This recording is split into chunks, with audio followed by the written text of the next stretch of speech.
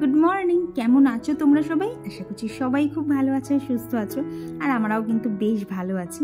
আর আজকে হচ্ছে বৃহস্পতিবার, আর এখন মোটামুটি সময়টাই সকাল 7টার মতো হবে। তবে চলো তোমাদেরকে সাথে নিয়ে এখন থেকেই আজকের একটা নতুন ব্লগ শুরু করে দিলাম। আশা করছি আজকের ভিডিওটাও তোমাদের ভীষণ ভালো লাগবে। আর কি হয়েছে বলো তো, কদিন ধরে না রাতে ঠিকঠাক ঘুমোতে পারছি না, তো ওই ভোরের দিকে ঘুমোচ্ছি। 7টার আগে কোনো মতেই যেন গত এক সপ্তাহ ধরে উঠতেই পারছি না। তবে মানে একদম বলতে পারো মাইন্ড সেট করে নিয়েছি যে না, সামনের দিন অ্যালার্মটা দিয়েই শোবো, আর অ্যালার্মটাকে অফ না করেই উঠবো। আর কি ফোনটা হাতের কাছে না রেখে একটু দূরে রাখবো।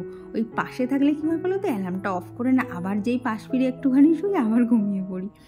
তো এই যে এদিকে একটুখানি প্রথমে ফ্রেশ হয়ে নিচ্ছি। আর কি বললাম না, গরম লাগছিল, এত গা হাত পা চ্যাট চ্যাট করছিল, ওই জন্য ভাবলাম আগে ফ্রেশ হয়ে নিই, তারপরেই নিচের কাজগুলো করতে যাব। আর ওদিকে দেখলে একটুখানি মাছ, একটুখানি গাছ, এইসব নিয়ে না মাইন্ডটাও কিন্তু যেন ভালো ফ্রেশ হয়ে থাকে। আর কি দেখবে সকালবেলা উঠে যদি একটু নিজের পছন্দ মতো একটুখানিও সময় কাটানো যায় না, ওটাই দেখবে পরবর্তীকালে কিন্তু কাজে আমাদের অনেকটা এনার্জি যোগায়। তো এই যে বাসি ঘর নিচে ঝাড় দেওয়া কমপ্লিট, আর তারপরে ওই যে জল দেওয়াও কমপ্লিট। এসে আবার একটুখানি ফ্যানটা চালিয়ে বসে মাছগুলোকেই দেখছিলাম আর কি কার কতটা কি মানে কে কি খেলা করছে। আর জানো কীরকম, যে অরেঞ্জ কালারের মাছটা দেখছে, এই মাছটা বলতে পারো একটুখানি তার কাটা মতো আছে। ওকে খাবার দিলে ও দেখতেই পায় না, আর সাদা মাছটা সব খাবার খেয়ে নেয়। তো সেই জন্যই ঠিক করেছি একটুখানি অন্য প্রসেসে খাবার দেওয়ার চেষ্টা করব। আর এই যে আমি ভাবলাম যে কি বলতো, আগে ড্রেসটা চেঞ্জ করে এসে খাবার দেবো, কিন্তু ততক্ষণে দুষ্টু চলে এলো, ওর জেদ না এক্ষুনি মাছকে খাবার দাও, আমি দেখবো। কখনো কখনো দেখবা বাচ্চাদের কিন্তু এই আবদারগুলো রাখতে বেশ ভালোই লাগে। আর এরপর এই যে বাসি জামা কাপড়টা চেঞ্জ করে চলে এলাম হচ্ছে সোজা ঠাকুর ঘরে। আর আজকে যেহেতু বৃহস্পতিবার, বুঝতেই পারছো ঠাকুর ঘরের সময়টা অনেকটা বেশিই লাগবে। তবে কি বলতো, যতই সময় বেশি লাগুক, শুধু আজকে বলি না, প্রত্যেক দিন সকালবেলায় না উঠে ফ্রেশ হয়ে ঠাকুর ঘর থেকে যদি দিনটা শুরু করি না, আমার দিনটা দেখেছি একটুখানি অন্য রকমই যায়। আর আমি কি বলতো, যতই এনার্জিভাবে কাজ করি না কেন, আমি কিন্তু ভালো আলসেমি আছি। আর কি সকালবেলা ওই উঠবো করে না বিছানাটা আর ছাড়তে পারি না। আর তারপর তো এখন রাত্রিবেলা সেরকমভাবে ঘুমও হচ্ছে না পরিপূর্ণ। তো ওই কোনো রকমের ঢুলুঢুলু চোখে উঠে টুকটাক যে আর কি বাসি কাজকর্ম আছে সেগুলো কমপ্লিট করে এই যে ড্রেস চেঞ্জ করে চললাম ঠাকুর ঘরে। এরপর বলতে পারো একদম ফুল অন এনার্জি দিয়ে সমস্ত কাজ করে ফেলতে পারি। আর যেহেতু আমার কাছে হেল্পিং হ্যান্ডও নেই, আর কেউ সেরকম করে দেওয়ারও নেই, তাই সমস্তটাই নিজেকেই সামলাতে হয়। তবে জানো তো, যখন শাশুড়িমা বেঁচে ছিলেন আর যখন আমি বাড়িতে আসতামও, তখন যেন বাড়িতে এসে আমার কি বলবো, এক গ্লাস জল গড়িয়েও খেতে হতো না, এরকম অবস্থা। মা তো আমায় কোনো কাজই করতে দিত না। আমি ওঠার আগে মার বাসি কাজ কমপ্লিট করে মা এক একদিন তো পুজোও দিয়ে ফেলতো। তো সেই জন্যই জানো তো, মাঝে মধ্যে না কাজের ফাঁকে মায়ের কথা খুব মনে পড়ে। তো ওইদিকে তো দেখলে ঠাকুর ঘর পরিষ্কার করে রান্নার না আজকে খানিকটা জোগাড় করে গেলাম, কারণ বাপি আজকে ব্লাড টেস্ট করতে যাবে, আর কি সুগার টেস্টটা করবে, তো তাই খাওয়ার আগেও আছে খাওয়ার পরেও আছে, তাই বাপিকে তাড়াতাড়ি খেতেও দিতে হবে। তো সেই জন্যই ওখানে চালটা ভিজিয়ে আর শাকটা ধুয়ে রেখে এলাম, একটুখানি পরে গিয়েই করবো। তো এক দিদিভাই আমায় জিজ্ঞেস করেছিল যে তোমার এইখানটাতে নোংরা পড়ে না? তো না গো দিদিভাই, এইখানটার নোংরা পড়ে না, তার কারণ যেহেতু এখানে আমি প্রায় দিনই জামা কাপড় রাখি, তো আর যেদিনকে বিছানার চাদরটাকে তুলি সেদিনকে কিন্তু এই জায়গাটা ভালো করে ঝেড়ে পরিষ্কার করে রাখি, আর তারপরে আমি দেখেছি সেরকম কোনো নোংরা পড়ে না। তো এইদিকে এখন এই যে বেডটাকে ক্লিন করে নিচ্ছি। আর জানো তো, বিছানার চাদরটা চেঞ্জ করার খুব দরকার, কিন্তু ওই যে বৃহস্পতিবার এমনিতেই যা কাজ থাকে, তার মধ্যে চাদর চেঞ্জ করতে গেলে আরও সময় লাগবে। তো ঠিক করেছি পরের দিন করবো, তাছাড়া আর উপায় নেই। দেখবে গরমের দিনে চাদর কিন্তু এক সপ্তাহ বেশি হয়ে গেলে একদম ভালো লাগে না, আর কীরকম একটা না নেতা নেতা ভাবও হয়ে যায়।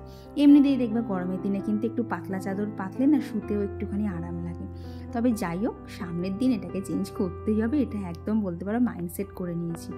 আর কি বলতো, মানে একটু যদি প্ল্যান করেও কাজ করা যায় না, সমস্ত কাজ কিন্তু একা হাতে স্টেপ বাই স্টেপ করাও যায়। আর ওইদিকে ওই যে বেডটা ক্লিন করা হয়ে গেল, এখন এইখানে যে টুকটাক ডেলি যে ডাস্টিংয়ের কাজগুলো থাকে, সেটা তো তোমরা জানোই আমি দুভাগে ভাগ করে নিয়েছি, কারণ গরমের দিনে একটানা না পুরো ওপরটা করতে পারছি না, একদম মানে ঘেমে স্নান হয়ে যাচ্ছি। তারপরে তো দেখো নিচে গিয়ে অত কাজ রান্নাবান্না থাকেই, তো এইসব করতে গিয়ে না গরমের সাথে আর পেরে উঠছি না গো। যতই হোক, মানে যতই এনার্জি দিয়ে কাজ করি, এই যে নিচে যাব, নিচে গিয়ে রান্নাবান্নাটা যেই কমপ্লিট হবে, তারপরে না আর ভালো লাগে না। তারপরে মনে হয় এবার সবাইকে খেতে দিয়ে দিই, আমার আর কোনো কাজ থাকবে না, আমার আর খেতে হবে না।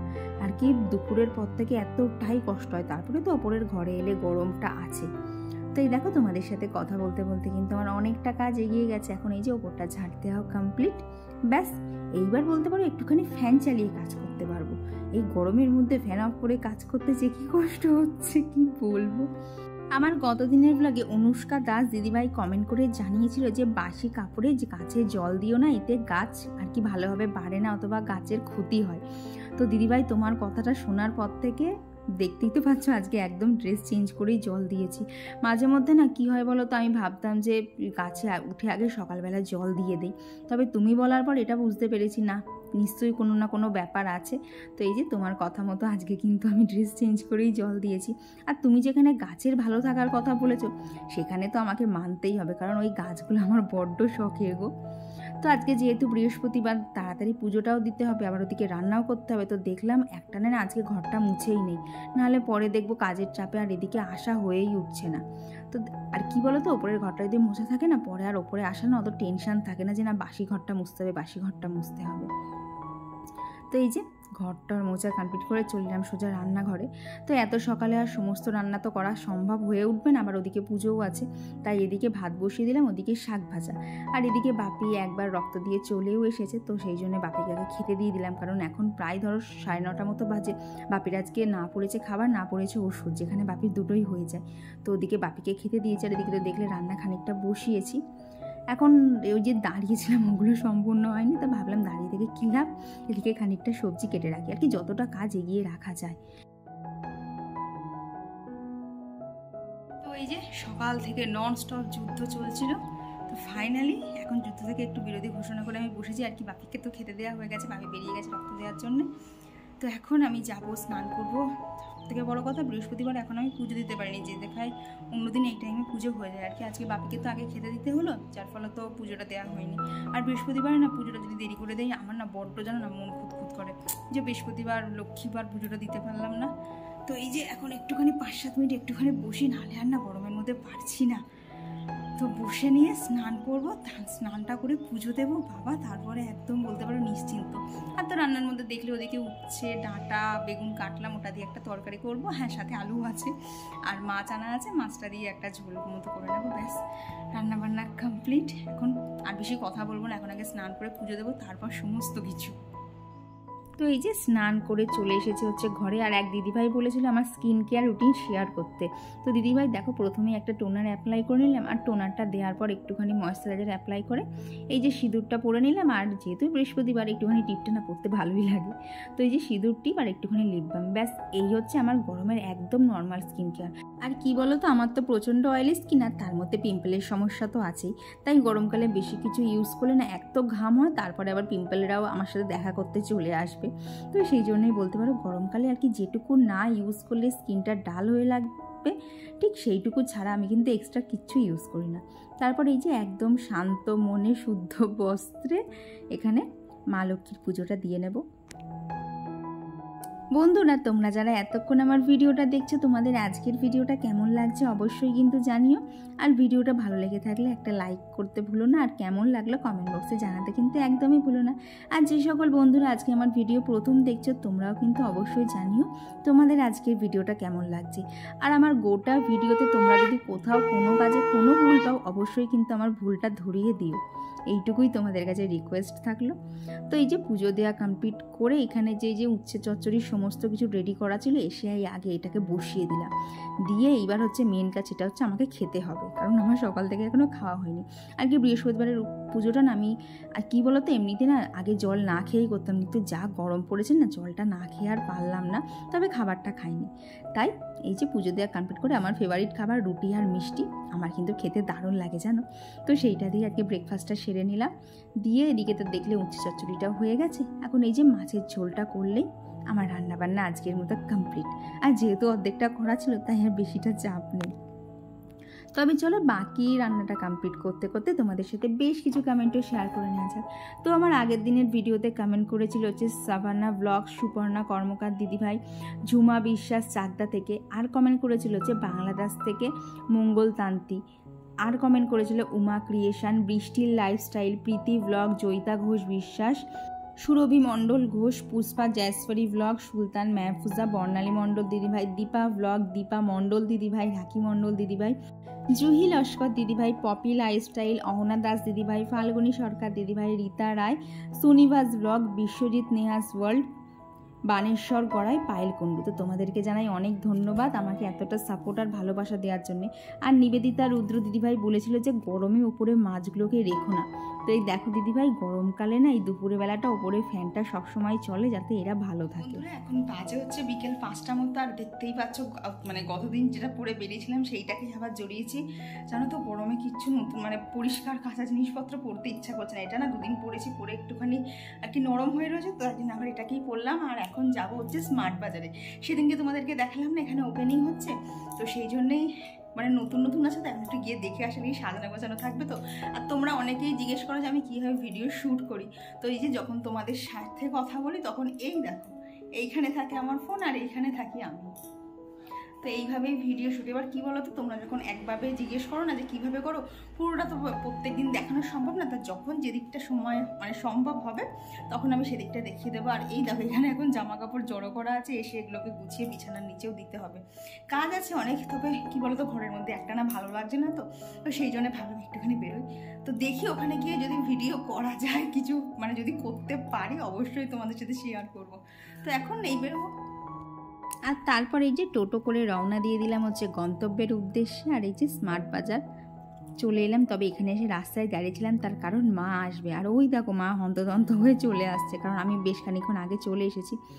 আর বলতো কি বলো তো, ভেতরে ঢুকে দেখি এত পরিমাণ ভিড়, মাকেই তো 1-2বার আমি হারিয়ে ফেলছিলাম ভিড়ের মধ্যে। তো এখানে ছিল সব কিছুই বাই ওয়ান গেট ওয়ান। তারপর এই যে ভিড়ের অবস্থাটা দেখো, ভিডিও যে আমি করব সুযোগ থাকলেও শুধু লোকের মাথা দেখা যাচ্ছে, আর কিছু দেখা যাচ্ছে না। তো এখানে দেখলাম অনেক রকম সবজি ছিল, কিন্তু সবজিগুলোর হাল সত্যি কথা বলতে একটুখানি ডাল হয়ে গেছিলো। এখানে ফল টলও মোটামুটি ঠিকঠাকই ছিল। তারপর নিচে অতটা ভিড় দেখে চলে এলাম হচ্ছে সোজা ওপরে। তো এখানে এসেও সব জিনিসপত্রই দেখছিলাম, তার কারণটা তোমাদেরকে বাড়ি গিয়ে বলবো। আর এই দিকটা দেখে এত হাসি পেয়ে গেছেন। এখানে কী ছিল বলো তো, কোল্ড ড্রিঙ্কস ছিল, যে 40 টাকার বোতলগুলো হয় সেইগুলো। তো 40 টাকার 3টে বোতল কিনলে একটা বোতল ফ্রি ছিল। তো দেখো তাকটাই টোটালি খালি হয়ে গেছে। মা খুঁজে খুঁজে একটা শুধু স্প্রাইটের বোতল পেয়েছে, আরগুলো ভেতরে কী ছিল মা বললো থাক আর নিতে হবে না এইরকম করে। আর তারপরে কি বলো তো, মার তো প্রচণ্ড ঠান্ডা লেগেছে, মা বললো আমি আরোই নেবো না, কারণ কিনলে খেতে ইচ্ছা করবে।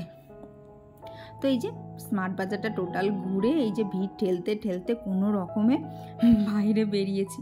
আর বেরিয়েই আগেই খেয়ে নিলাম হচ্ছে ফুচকা, কারণ আমার ফুচকা এতটাই প্রিয় যে বাইরে বেরোলে আমার ফুচকা চাই। আর এদিকে কৌশিকের জন্য আর আমার বাবার জন্য নিয়ে নেওয়া হচ্ছিল চপ টপ এইসব। তবে শুধু ওদের জন্য না, আমাদের জন্যও ছিল। এই বাড়ি এলাম, দেখলে তো কি পরিমাণ ভিড়। আর সত্যি কথা বলতে দাম খুব একটা মানে দাম কম আছে, কিন্তু কি বলতো আমার বাবার তো পাইকারি দোকান, তার থেকে ওখানে দামটা বেশি।